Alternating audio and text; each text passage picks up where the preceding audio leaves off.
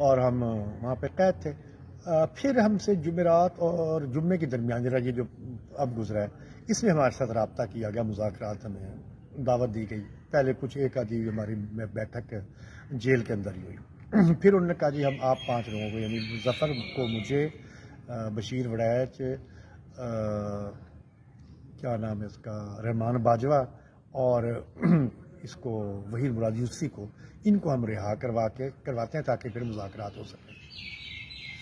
تو پھر ہمیں یہ جمعے کی صبح 10 بجے ہمیں انہوں نے رہا کر دیا اور پھر مذاکرات حکام بالا سے شروع ہوئے.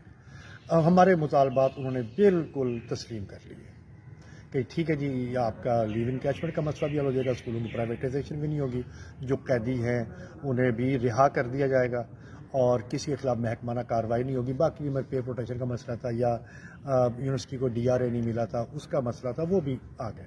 انہوں نے کہا جی آپ کے یہ جو مسائل ہیں